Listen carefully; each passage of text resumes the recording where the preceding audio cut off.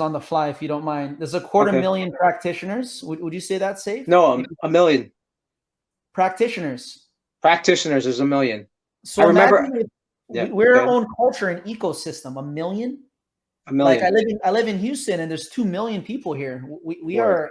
There's We could 7 be million here in San self-sustaining. Francisco. If we wanted to, 7, you said? 7 million in San Francisco. Damn. If Yeah. we wanted to, if we supported each other, right? Maybe that could be something that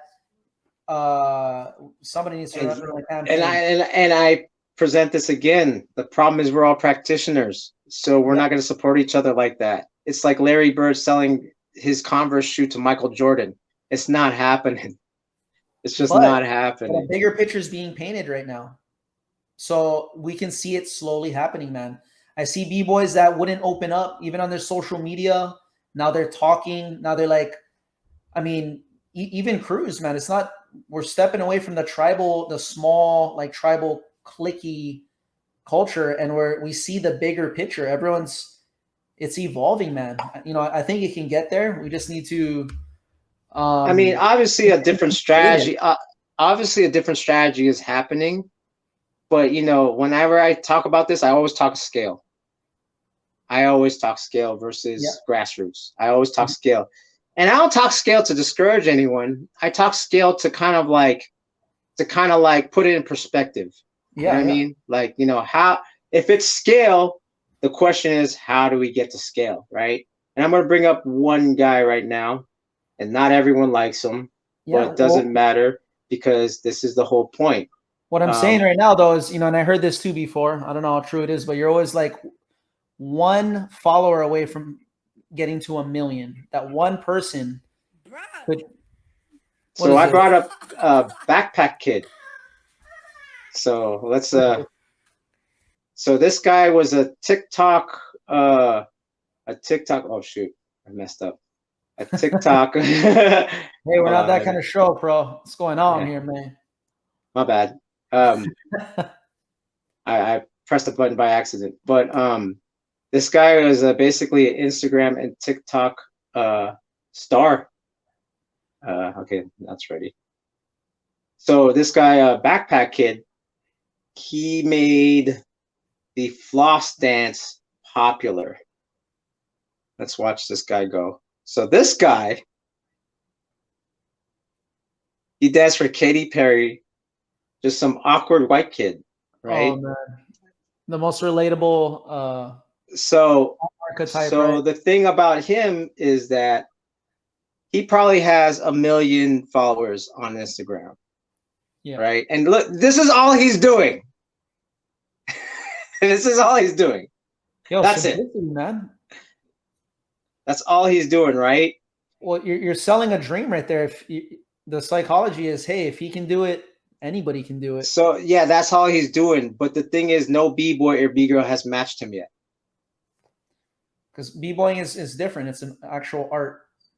But here's the thing. But the thing is, the idea is, what I'm saying is, the idea is that if we concentrated on what he concentrated on, we could get to the levels of what he has. The problem is we don't.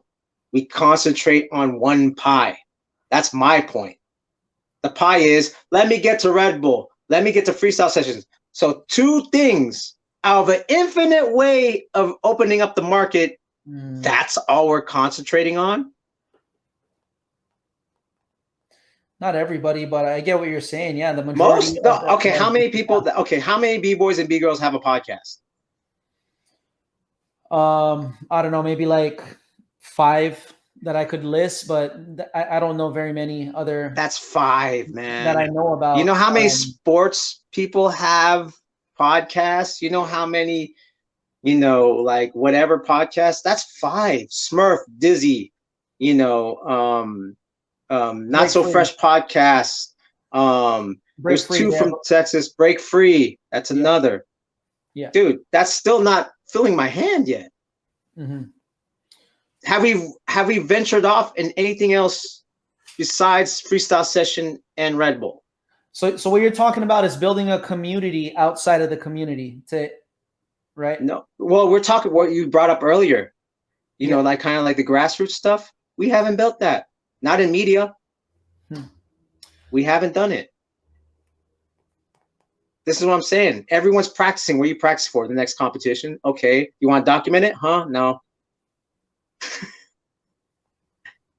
One guy's Hanjun from LA, from Concrete All Stars. That guy's a TikTok fan, famous, but he says some controversial stuff that's clickbaity, like, hey, I made up the windmill. I made up turtles. I made up the backspin. He purposely does that to cause controversy to get his followers up. And it works. I'm not saying that we should do that. I'm just saying he's doing it. At least he's doing it. Is he really winning like that? Not necessarily. But on TikTok, he's winning. He has a lot of fans on TikTok because he just talks smack. Yeah, so media is an incredible way, right, to kind of find different ways and to create your own community ultimately, right? That's kind of what it is. It's an open market because all, here's the thing too. All those kids that he's causing controversy to, right? Like he's lying about the windmill. They're fans of him. Then guess what? They become fans of Breaking because they're fans of him. Once it's like a gateway to like the real. Oh, he's full of shit, but I like this other guy he was dancing with, or I like the guy that he battled. Yeah. You know what I mean? So he's opening the gate right there. You know what I'm saying? How many B-boys and B-girls are doing that? Honestly, Jay. Yeah, I mean, not very much. Yeah, because they want to win freestyle session and Red Bull. It's still the same thing. Like, I want to win a car jam battle. The majority that aren't doing that are the ones that are really internal with it. It's for self. They do it for self, not for monetary return. So they do it for self, but they're still entering competition though. How's that for self? For legacy, for self. I don't. That's not self. For regiment, for that you could do that without competing though. Really, I think competing is an incredible incentive to push you. You could do all that by yourself. Competition is the highest level of testing yourself. Some people like the test of it. A lot of people like the challenge. Then why don't they just do ciphers more? Because depending on the era, some do ciphers. I love a nice cipher battle. Yeah, personally. But see what I'm saying? Like, but then the incentive is still fame. You know what I mean? It's still validation in that way. And what I'm saying is, like, if you want to make monetary gain, that where you don't feel like you're selling out, you have to get imaginative versus like the same thing. It can't be all freestyle session. It can't be all like, I'm going to bring up another guy who competes, but he's a creative. We're already going off, but okay, we're already going off of what we're talking about. But at the same time, it's like I'm just trying to demonstrate there's different aspects of this thing that we could do, and just be, beyond. We're closer because if we're artists, we're closer to musicians than athletes. If you want to use the artist moniker, then we should treat it like an art versus treat it like a competition. So right here, this is Kuzia's like IG. Look at this. Boom. What the hell? Boom. Boom. This is art. This has nothing to do with competition. Oh, beautiful. I love those shapes, man. Look at that, right? Look at that. That looks like a beautiful choreographed piece from Dietrich's right there. One of his. But this is what I'm saying. Like he's doing stuff that's like artistic. Like that's crazy. Oh, dope. Yeah, I don't follow this for a while. Yeah, that's crazy. So okay, like, and then this is on a rant. All right, B-boy artists, why aren't you making stuff like this then? Do you need to compete to make that? That was better than the Backpack Kid. With that, he probably can get Backpack Kid views. And he's doing freestyle session. He's doing Red Bull, but that's not his only outlet. And this is what I'm saying. Yeah, I get it. They're transcending the battle culture of breaking, right? Yes. It is confined, like what you're saying, and they're finding ways to build a community and use their art to express themselves. Right? Yeah. Thinking outside of the box. Yes. And that's what I'm saying. Like, everyone keeps saying selling out. Dude, this is the truth. And this is a hot take. If you join a competition, you're selling out.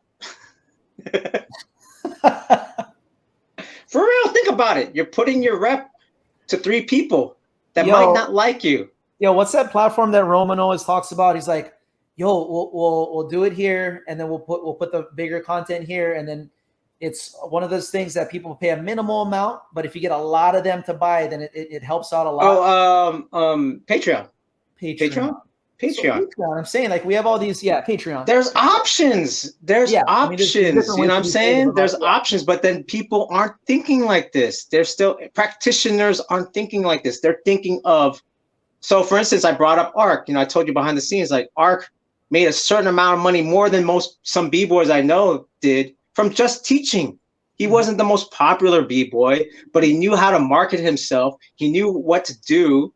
I mean, you would see him at events with like 20 kids, right? And it's like, oh, I can't do this because I have to take care of these kids. But he was making bank doing what he loved. So, and I didn't see anyone like that. And he was making more money than most, and I know he was. Because we talked, and we would talk to people about how much money they were making from Breakin. He was making more than most.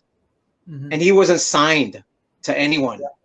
You know what I'm saying? He just was good with money. He knew how to market himself. And this is the stuff that, you know, we need to learn how to do. Yeah, you know? Not only rely on breaking and the competitive scene. We need to help build and expand and create different avenues. Why not doing that as well as an educator? Exactly. Arc, you know, much respect to the 808 boys, man. Arc, killing it, man. Producing incredible results. I spoke to him a few times, and he gave me all the details I wanted to know, man. It's super transparent about it. It's no ego at all, man. And he helped me a lot in the beginning of what I was doing at BTR as well. His systems and his structure is just, I haven't heard anything like that in the scene. That was so codified, like you said, man, and in different aspects of it, not only the skills, but the culture itself and everything that he did, the experience he created, the educational experience, man, is next level, man. So this is what I'm saying. That's why I'm like, I mean, if we were like more imaginative, like even like Nasty Ray makes crazy videos, weird videos, but it's still artistic in his thing, right? It's not understood in the competition sense, but just in a general sense, it's pretty, like, you know, I can't knock it. It's not meant for me.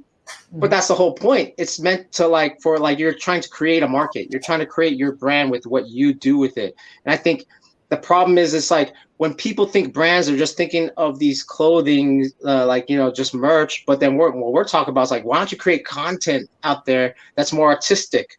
That's more like, you know, that, you know what I'm saying? Like, you know, because we're close. Honestly, we're closer to music artists than we are actual athletes.